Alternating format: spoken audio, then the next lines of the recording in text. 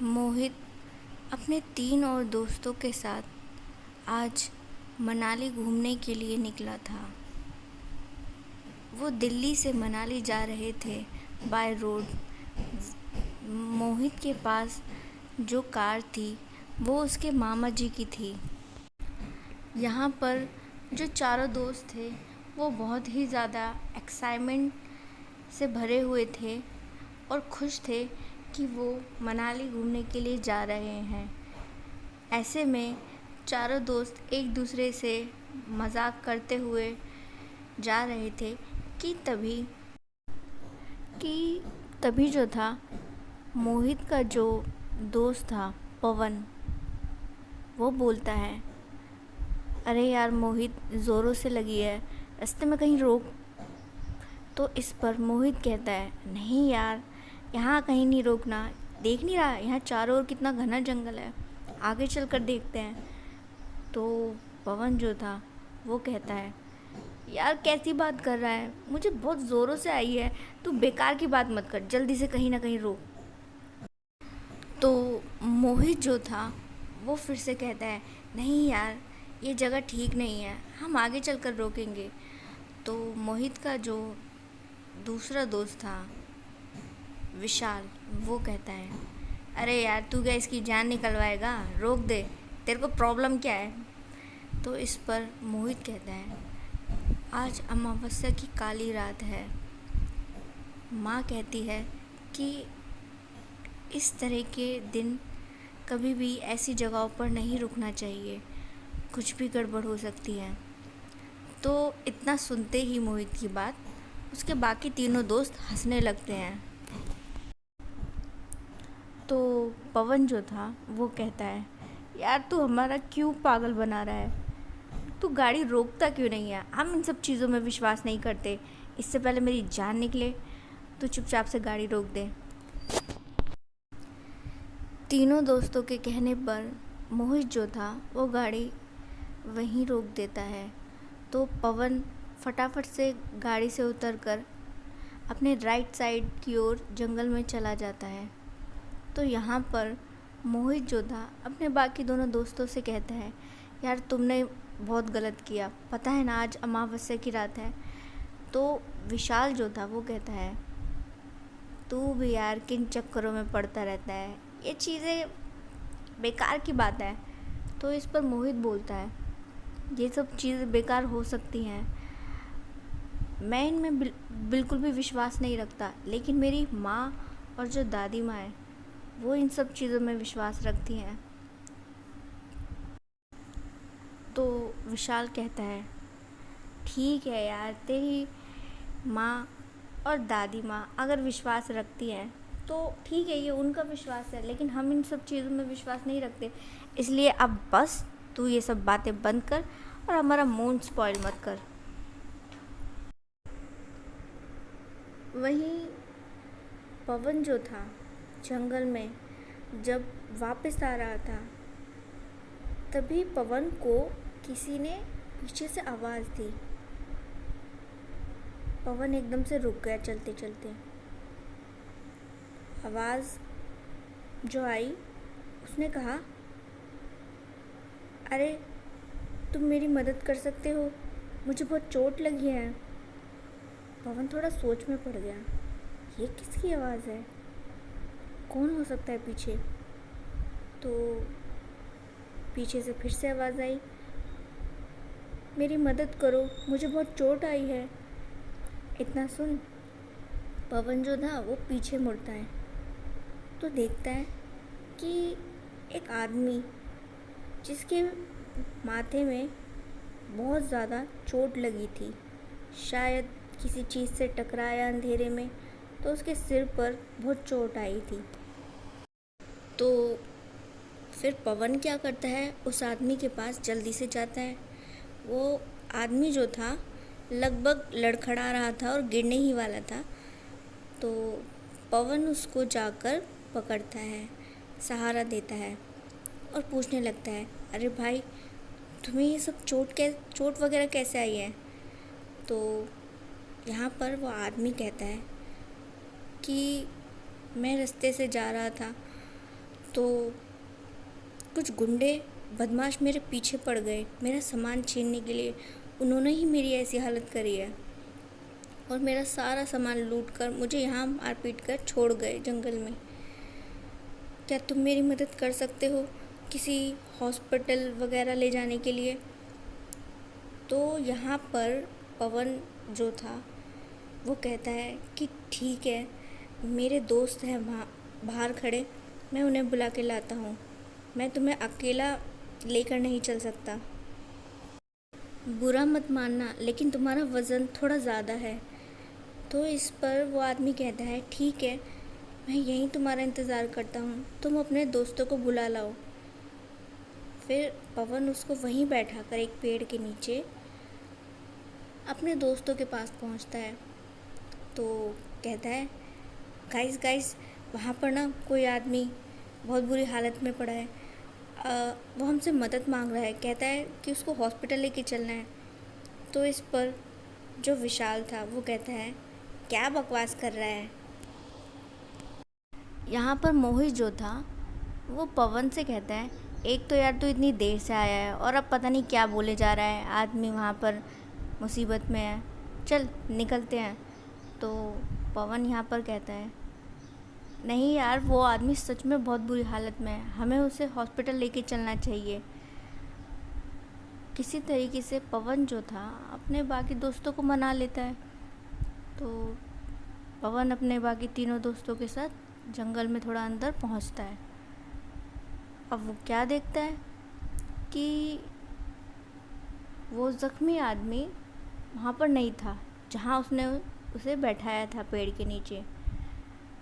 तो अब उन चारों में जो चौथा था दोस्त वो कहता है यार ये पवन ना पागल है, हमारा टाइम वेस्ट कर रहा है, ज़रूर इसके दिमाग में कोई खुराफात आई होगी इसलिए हमें परेशान कर रहा है। क्या है यार, तेरे को और कोई वक्त नहीं मिला था? ये जो चौथा दोस्त था इसका नाम हरी था। हरी फिर से कहता है यार ये कोई वक्त नहीं है ये सब बातों का, चल चलते हैं। तो पवन बड़ा ही हैरान था। मतलब मैंने तो देखा था कि एक आदमी यहाँ बहुत बुरी हालत में है, फिर वो कहाँ चला गया? फिर चारों दोस्त वापस पलटकर जाने लगे। तभी उन चारों को किसी के चलने की आवाज़ आती है, सूखे पत्तों पर जैसे कोई चल रहा हो। जिसे सुन जो वो चारों दोस्त थे वो धीरे से पीछे की ओर पलटते हैं तो देखते हैं कि एक आदमी ज़ख्मी हालत में उन्हीं की ओर चला आ रहा था। तो पवन जो था वो कहता है गाइस ये वही आदमी है। तो फिर वो चारों दोस्त उस आदमी को अपने साथ अपनी गाड़ी में लेकर बैठ जाते हैं। मोहित जो था वो उस ज़ख्मी आदमी से कहता है आप चिंता मत कीजिए, हम जल्द ही आपको हॉस्पिटल पहुंचा देंगे, जो भी यहाँ आसपास हॉस्पिटल होगा हम वहाँ आपको लेकर चलते हैं। और फिर मोहित जो था तेज़ी से अपनी गाड़ी को भगाता है। तो वो आसपास किसी हॉस्पिटल की तलाश में थे, लेकिन उन्हें वहाँ कहीं कोई हॉस्पिटल नहीं मिल रहा था। मोहित ने अपनी गाड़ी कुछ आधा घंटा ड्राइव की होगी, तो उसके बाद उन्हें एक हॉस्पिटल दिख जाता है। तो चारों दोस्त जो थे वो जल्दी से हॉस्पिटल में जाते हैं और हॉस्पिटल में पहुंच वो कहते हैं डॉक्टर से डॉक्टर डॉक्टर हमारे साथ एक ज़ख्मी आदमी है, प्लीज़ आप चलकर एक बार उसे देख लीजिए। तो डॉक्टर कहता है ठीक है, मैं तुम्हारे साथ बाहर चलता हूँ। तो जब वो पांचों बाहर पहुँचते हैं तो देखते हैं कि मोहित की गाड़ी में तो कोई ज़ख्मी आदमी नहीं है। यहाँ पर डॉक्टर जो था वो उन चारों दोस्तों को गुस्से से देखने लगता है और कहता है, तुम लोगों का दिमाग ख़राब है, तुम्हारे पास और कोई काम नहीं है लोगों का पागल बनाने के अलावा। तो मोहित जो था वो डॉक्टर से कहता है, नहीं डॉक्टर साहब, सच में हमारे साथ एक ज़ख्मी आदमी था, पता नहीं कहाँ चला गया वो उस हालत में। तो डॉक्टर कहता है, एक ज़ख्मी इंसान अचानक से अपने आप कहाँ गायब हो सकता है, तुम लोग सिर्फ मेरा बेवकूफ़ बना रहे हो, निकल जाओ यहाँ से। और फिर डॉक्टर जो था वो वापस हॉस्पिटल में चला गया। तो अब वो चारों दोस्त जो थे वो अपना सर खुजाने लगे और सोच में पड़ गए, भला वो ज़ख्मी इंसान अचानक से कहाँ चला गया है। तो वो यहाँ वहाँ उस आदमी को देखने लगते हैं, लेकिन वो आदमी उन्हें नहीं मिलता। फिर वो सोचते हैं कि छोड़ो यार, अब कहाँ तक उसे ढूंढेंगे।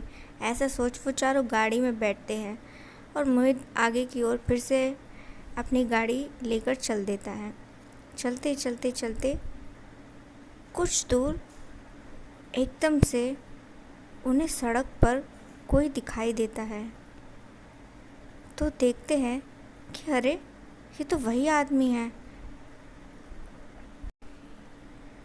तो मोहित यहाँ पर गाड़ी रोक देता है और पवन और मोहित दोनों उस ज़ख्मी आदमी के पास पहुँचते हैं और उससे कहने लगते हैं। पवन कहता है, अरे तुम कहाँ चले गए थे, वहाँ डॉक्टर हमें कितना डांट रहा था। तो इस पर वो आदमी कहता है, मैं तो वहीं था, तुमने ध्यान नहीं दिया। तो मोहित और पवन उस आदमी की बातों में कुछ अजीब सा एहसास महसूस कर रहे थे। ये आदमी कैसी अजीब सी बात कर रहा है। वो आदमी उन दोनों के हाथ जोड़कर बोला, मुझे हॉस्पिटल लेके चलो, मेरी हालत बहुत ख़राब है।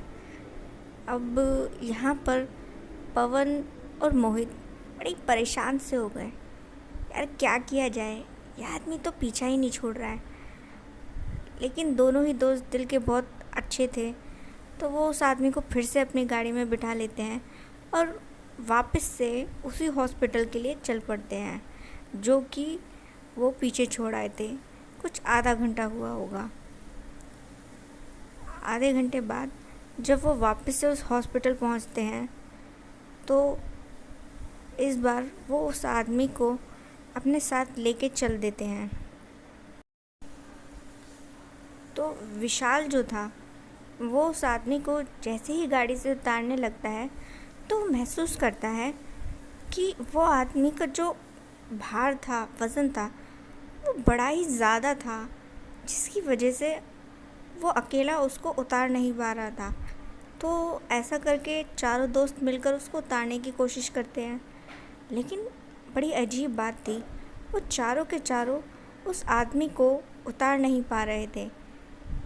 तो यहाँ पर मोहित जो था वो उस आदमी से कहता है, आपका वज़न इतना ज़्यादा कैसे हो सकता है, थोड़ी देर पहले जब हमने आपको बिठाया था तब तो ऐसा कुछ नहीं था। तो फिर बाकी तीनों दोस्त जो हैं वो हॉस्पिटल में अंदर स्ट्रेचर लेने पहुंचते हैं, पवन को उस आदमी के पास छोड़। और फिर जब तीनों दोस्त स्ट्रेचर लेकर वापस बाहर लौटते हैं, तो वो देखते हैं कि ये क्या, वो आदमी फिर से गायब है और पवन अकेला ही गाड़ी में बैठा हुआ है। तो मोहित जो था वो अपने दोस्त से पूछता है, अरे यार पवन, वो आदमी कहाँ चला गया फिर से। तो इस पर पवन कहता है, वो चला गया और अब हमें भी चलना चाहिए। तो पवन की बात सुन तीनों दोस्त जो हैं वो उसे हैरानी से देखते हैं। इसी के साथ वो देखते हैं कि पवन का जो चेहरा था पहले से कुछ अजीब सा लग रहा था।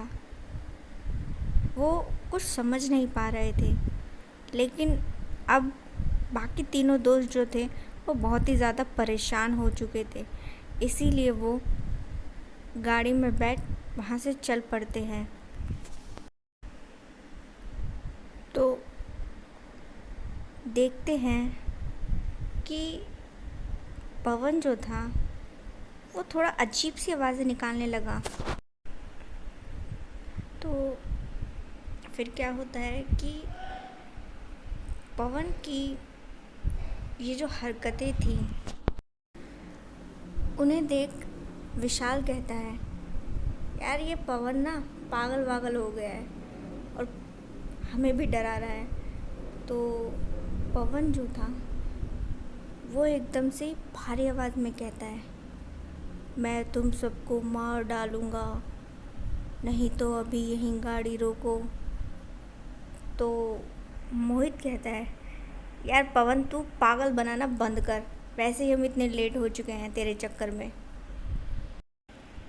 वहीं मोहित जो था वो बहुत ही थक चुका था गाड़ी चलाते चलाते। तो वो सभी तय करते हैं कि यहाँ पे आके जो भी कोई जगह आएगी हम वहाँ अपनी गाड़ी रोक कर थोड़ी देर आराम करेंगे, मतलब कि गांव वगैरह जैसे। तो उन्हें आगे एक गांव मिलता है, तो वो उस गांव में जाते हैं। तो वहाँ उन्हें एक गेस्ट हाउस वगैरह मिलता है, तो उस रात वो उस गेस्ट हाउस में रुक जाते हैं। वो जो गेस्ट हाउस का मालिक था वो पवन को कुछ देखकर अजीब सा महसूस करता है। तो चारों दोस्त एक ही कमरे में रुके हुए थे और पवन जो था अब पहले की तरह आवाज़ें नहीं निकाल रहा था, वो थोड़ा नॉर्मल लग रहा था, लेकिन उसका चेहरा अभी भी डरावना सा दिख रहा था। वहीं दूसरी तरफ उस गेस्ट हाउस का जो मालिक था वो अपने कमरे में नौकर से बात कर रहा था, मतलब कि जो गेस्ट हाउस में साफ़ सफाई करने वाला या बाकी चीज़ें संभालने वाला था, उससे बात कर रहा था कि ये जो 4 दोस्त आए हैं इनमें जो चौथा दोस्त है जिसका नाम पवन है वो कुछ अजीब सा है। तो इस पर नौकर कहता है, हाँ साहब, मुझे भी कुछ अजीब सा लगा, कुछ तो गड़बड़ है उसमें, बड़ा ही अजीब सा चेहरा था उसका और उसे देखकर अजीब सा ही एहसास हो रहा था। तो इस पर मालिक कहता है, मुझे तो इस पर कुछ भूत प्रेत का चक्कर लगता है, ज़रूर किसी आत्मा ने उसे जकड़ा हुआ है। तो वहीं उनके कमरे के बाहर मोहित खड़ा था जिसने उनकी बातें सुन ली थी। मोहित जो था वहाँ खाने का ऑर्डर देने गया था, तो वो उनकी बातें सुनकर थोड़ा सा चौंकता है। तो उनके कमरे में पहुंचकर कहता है, आप ये क्या कह रहे हैं? तो इस पर वो जो गेस्ट हाउस का मालिक था वो कहता है, हाँ ये बात सच है, हमें लगता है कि तुम्हारे दोस्त पर कोई भूत प्रेत का चक्कर है, किसी आत्मा ने उसे जकड़ लिया है। तो इस पर मोहित कहता है, ऐसा नहीं हो सकता। तो वो जो गेस्ट हाउस का मालिक था वो कहता है, क्या यहाँ रास्ते में तुम्हारे साथ कोई घटना घटी थी, कोई अजीबोगरीब घटना? तो मोहित जो था रास्ते वाली उस ज़ख्मी आदमी वाली बात उस गेस्ट हाउस के मालिक को बताता है कि हाँ, बड़ी अजीब सी बात थी, एक ज़ख्मी आदमी हमें मिला था जंगल में, बड़ा ही अजीब सा, और अचानक से पता नहीं कहाँ गायब हो गया। तो इस पर वो गेस्ट हाउस का मालिक कहता है, वो ज़रूर कोई आत्मा थी जो शायद अब तुम्हारे दोस्त के शरीर पर कब्जा करके बैठी है। मोहित जो था वो थोड़ा डर जाता है और अपने दोस्त के लिए बहुत ही फ़िक्रमंद हो रहा था। तो इस पर वो गेस्ट हाउस का मालिक जो था वो उसे कहता है, लेकिन तुम चिंता मत करो, हमारे गांव में एक बहुत ही अच्छे पंडित जी हैं जो इस तरीके की चीज़ों को काबू करना जानते हैं, तो हम तुम्हारे दोस्त को उन्हीं के पास लेकर चलेंगे। हाँ, लेकिन जल्दबाजी में ये सब करना ठीक नहीं होगा, वो आत्मा ना जाने तुम्हारे दोस्त को फिर क्या कर दे। हम कल सुबह उनके पास चलेंगे। वहीं मोहित जो था वो अपने बाकी दोस्तों को बाहर कमरे से बुलाता है और उन्हें जब सारी बात बताता है तो बाकी दोनों दोस्त बहुत बुरी तरह डर से जाते हैं। लेकिन मोहित कहता है चिंता वाली कोई बात नहीं है। इस गेस्ट हाउस के जो मालिक हैं वो किसी ऐसे इंसान को जानते हैं जो हमारे दोस्त को उस बुरी आत्मा से मुक्ति दिला सकते हैं और कल वो हमें उनके पास लेकर जाने वाले हैं। तो आज रात हमें किसी तरह काटनी ही होगी। अब क्या था कि चारों दोस्त एक ही कमरे में सो रहे थे, तो पवन जो था वो पूरी रात सोया नहीं, बल्कि बाकी तीनों दोस्तों से दूर एक कोने में जो कुर्सी पड़ी थी उस पर पूरी रात बैठकर अजीब तरीके से आवाज़ें निकाल रहा था। बाकी तीनों दोस्त थोड़ा डरे हुए थे उसकी इस हरकतों से। भला ऐसे में फिर किसे नींद आनी थी, लेकिन वो दिखावा यही कर रहे थे पवन के आगे जैसे कि वो सो रहे हैं और उन्हें कोई फ़र्क ही नहीं पड़ रहा है। और फिर किसी तरह जब सुबह हुई तो सुबह का सूरज देख बाकी तीनों दोस्तों को थोड़ा इत्मीनान हुआ, ये सोच कि चलो अब पवन को उस इंसान के पास लेकर चलते हैं जो पवन को उस बुरी आत्मा से मुक्ति दिला सकता है। तो फिर बाकी सब मिलकर पवन को गांव के पंडित जी के पास लेकर मंदिर पहुंचते हैं। तो पवन जो था वो मंदिर में अंदर जाने के लिए इनकार कर देता है और मंदिर के बाहर ही खड़ा हुआ था। तो ऐसे में मोहित जो था वो अपने बाकी दोनों दोस्तों से कहता है कि मैं गेस्ट हाउस के मालिक के साथ पंडित जी से मिलकर आता हूँ, तुम दोनों पवन के साथ ही रहना, ये कहीं जाने ना पाए। ऐसा कर मोहित जो था गेस्ट हाउस के मालिक के साथ पंडित जी के पास पहुँचता है।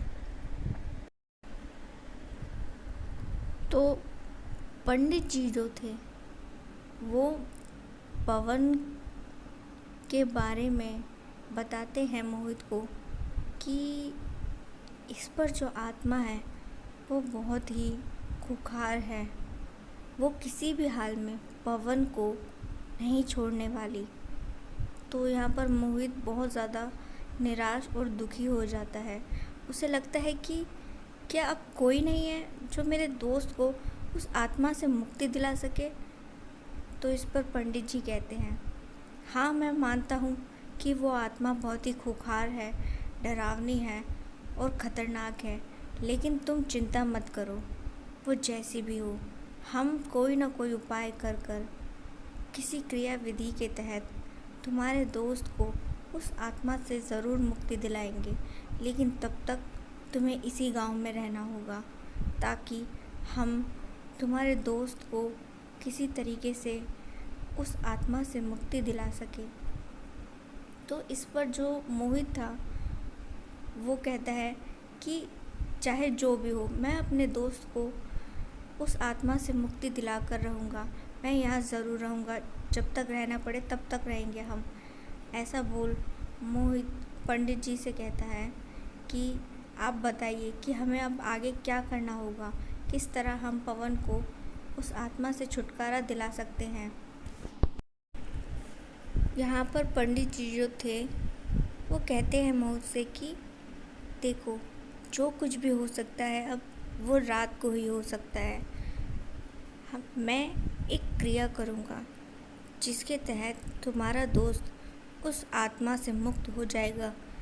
वो जो क्रिया है बहुत ही ख़तरनाक है, इसीलिए तुम सब अपना ख्याल रखना, क्योंकि हो सकता है पवन के अंदर छुपी वो आत्मा सब पहले से ही जान जाए और तुम लोगों को परेशान करे। तो तुम लोग अपना ख्याल रखना और सावधान रहना। तो फिर मोहित जो था वापस से गेस्ट हाउस चला जाता है अपने दोस्तों के साथ। तो यहाँ पर वो सुबह का नाश्ता कर रहे थे अपने कमरे में बैठ। कमरे में नीचे चटाई बिछाई हुई थी, तो चारों दोस्त वहाँ बैठे थे। अब यहाँ पर बाकी तीनों दोस्त क्या देखते हैं कि पवन जो था वो अकेला ही सारा खाना जल्दी जल्दी खा रहा था, बड़ी अजीब तरीके से, कुछ खाता कुछ बिखेरता। ये देख बाकी तीनों दोस्तों की तो जैसे गले में जान आ अटकी हो। तो मोहित जो था वो कहता है पवन से, दोस्त तुम इतना जल्दी जल्दी क्यों खा रहे हो, आराम से खाओ, क्या जल्दबाजी है। तो इस पर पवन थोड़ी भारी आवाज़ में कहता है, तुम सब यहाँ से जाओ, ये सारा खाना मेरा है और मैं ही खाऊंगा। तो इतना सुनते ही बाकी तीनों दोस्त वहाँ से उठकर दूर जाकर बैठ जाते हैं। विशाल कहता है, हाँ हाँ दोस्त, सारा खाना तुम्हारा ही है, हम कब कह रहे हैं कि हमारा है, हम तो बाद में भी खा सकते हैं, तुम खा लो, जब तक मन आए तब तक खा लो और जितना चाहो उतना खा लो, हम कौन होते तुम्हें रोकने वाले, हम बाद में खा लेंगे आराम से, तुम खाओ, टेंशन वाली कोई बात नहीं है यार। पवन जो था वो विशाल को थोड़ा गुस्से से घूर कर देखता है, जिससे विशाल जो था घबरा कर कमरे से बाहर भाग जाता है। और फिर बाद में बाकी दोनों दोस्त भी वहाँ पर आते हैं। तो यहाँ पर जो विशाल था वो कहता है, यार इस पवन की हरकतें देख तो मेरी भूख ही मर गई है, ये सब पता नहीं और कब तक सहना पड़ेगा, मुझे उससे बहुत डर लग रहा है। विशाल की बातें सुन मोहित कहता है, यार डर तो मुझे भी लग रहा है, लेकिन क्या ही किया जा सकता है, हमें इसे झेलना ही होगा। आफ्टर ऑल ये हमारा दोस्त है और हम कर ही क्या सकते हैं। तभी उन तीनों को कुछ आवाज़ सुनाई देती है, एकदम से जैसे कोई धड़ाम करके वो कमरे से आती है। तो तीनों वापस से कमरे में जाके देखते हैं, तो वो क्या देखते हैं कि पवन जो था अब कमरे में नहीं था। वो देखते हैं कि खिड़की खुली हुई है कमरे की। वो खिड़की पे जाके देखते हैं तो देखते हैं पवन जो था खिड़की से कूद कर बाहर जा रहा था। वो तीनों भी उसी रास्ते खिड़की से कूदकर पवन के पीछे जाते हैं। तो तभी देखते हैं अचानक से पवन पता नहीं कहाँ गायब हो गया।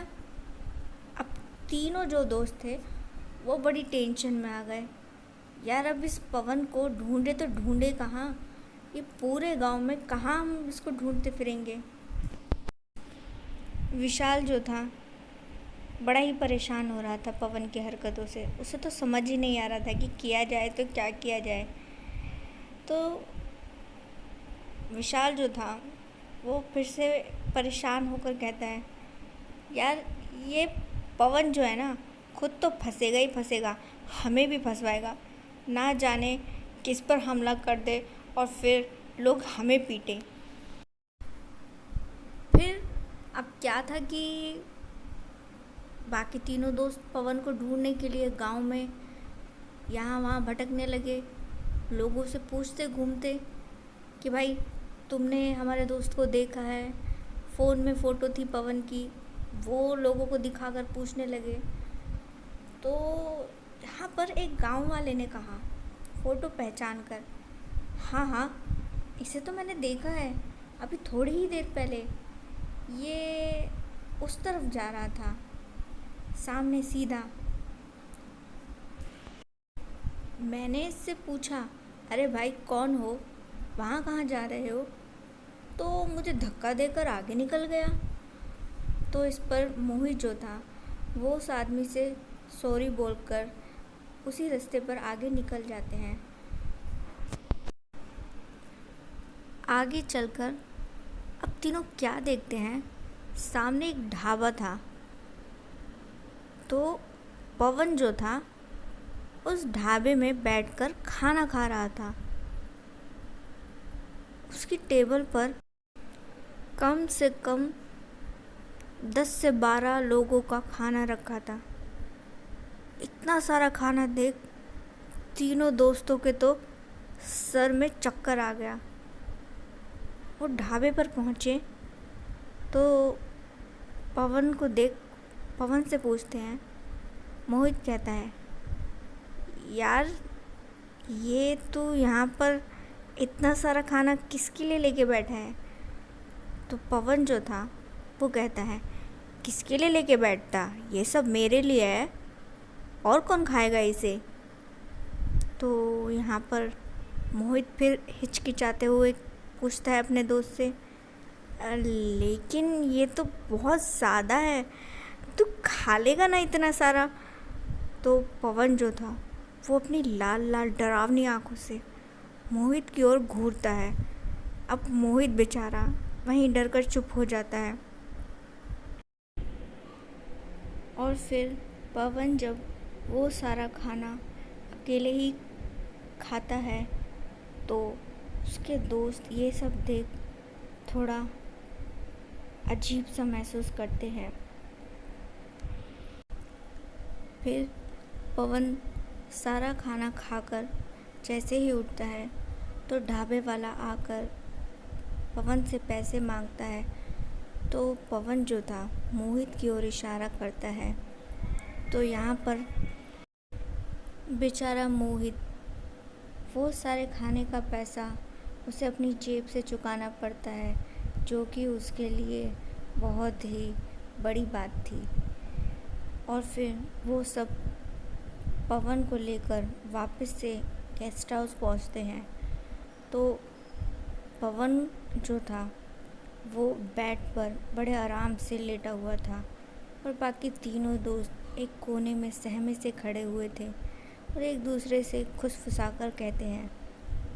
विशाल जो था वो कहता है, यार ये तो हमारा पागल बना रहा है, मतलब इतना सारा खाना अकेले खाकर हम पर उसका बिल चुकाने के लिए छोड़ दिया। तो मोहित जो था वो कहता है, यार हमें इसके साथ रहना होगा, नहीं तो पता नहीं ये फिर कहाँ निकल जाए और हमें फिर किस मुसीबत में डाल दे। तो विशाल कहता है, यार तू इसके साथ रहने की बात कर रहा है, मुझे इससे बहुत डर लग रहा है। तो मोहित कहता है, जो भी कुछ है रहना तो होगा ही, वरना ये फिर कहीं निकल जाएगा। तो विशाल कहता है धीरे से मोहित के कान में, यार क्यों नहीं हम इसे बांध देते हैं रस्सियों से, फिर ये कहीं नहीं जा पाएगा। तो मोहित कहता है, यार तू पागल है क्या, ये अपना दोस्त है, हम इसे कैसे रस्सियों से बांध सकते हैं? तो विशाल कहता है, यार ये कोई दोस्त वोस्त नहीं है, अब तो ये बहुत बड़ी मुसीबत बन चुका है हमारे लिए। मैं तो कहता हूँ इसे यहीं छोड़कर चलते हैं अपने आराम से। मोहित जो था वो विशाल को वहीं चुप करवा देता है और फिर वहीं किसी तरीके से रात होती है। तो वो तीनों दोस्त पवन को पंडित जी के पास लेकर पहुंचते हैं। तो पंडित जी जो थे वो उन्हें अपने साथ एक वीरान सी जगह लेकर जाते हैं। कोई टूटा फूटा मकान था शायद। तो वहाँ पर वो एक हवन में कुछ लकड़ियाँ डालते हैं और कहते हैं मोहित से कि तुम अपने दोस्त को यहाँ लेकर बैठो। तो मोहित जो था वो किसी तरीके से पवन को वहाँ लेकर बैठता है।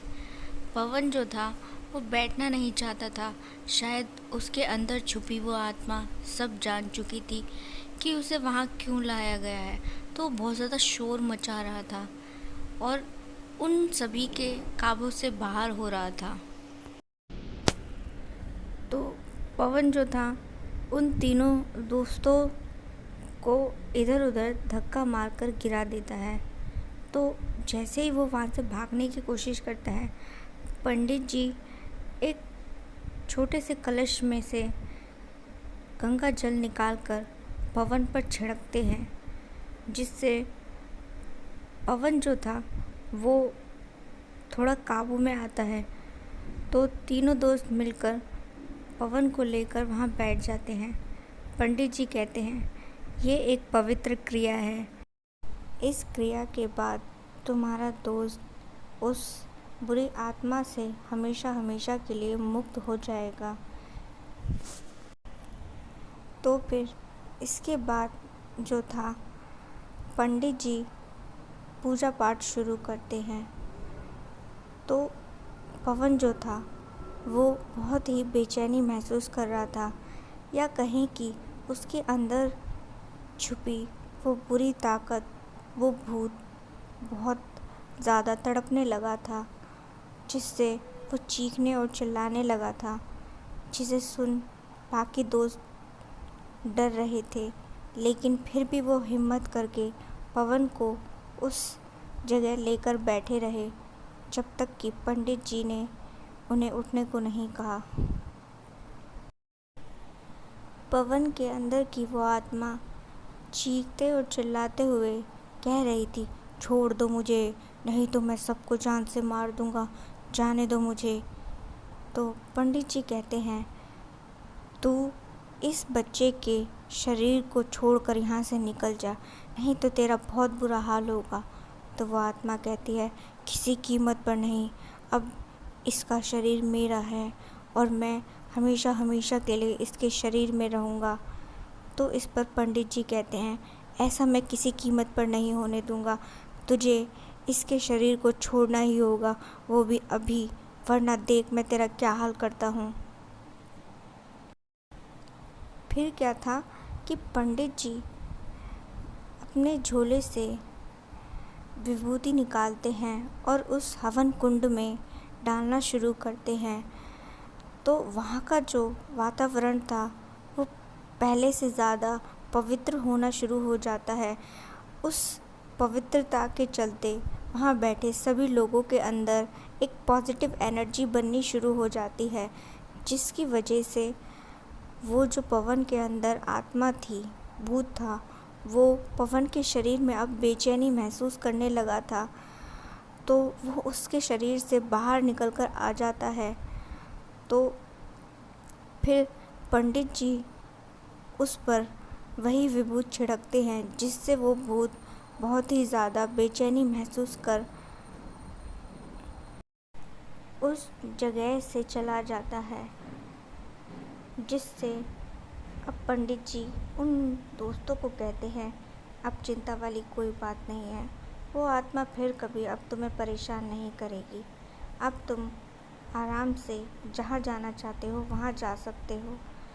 तो चारों दोस्त जो थे वो पंडित जी को बहुत ही ज़्यादा शुक्रिया अदा करते हैं। तो पंडित जी कहते हैं, ये तो मेरा सौभाग्य है जो मैं तुम लोगों के काम आ सका। और फिर चारों दोस्त जहाँ के लिए निकले थे वहाँ छुट्टी मनाने के लिए चले जाते हैं, और इस तरह पवन पर आई मुसीबत हमेशा हमेशा के लिए टल जाती है। और फिर वो चारों दोस्त मनाली में अपनी छुट्टियों को बहुत ही अच्छे से एंजॉय करते हैं, सारी पुरानी बुरी बातों को भूलकर।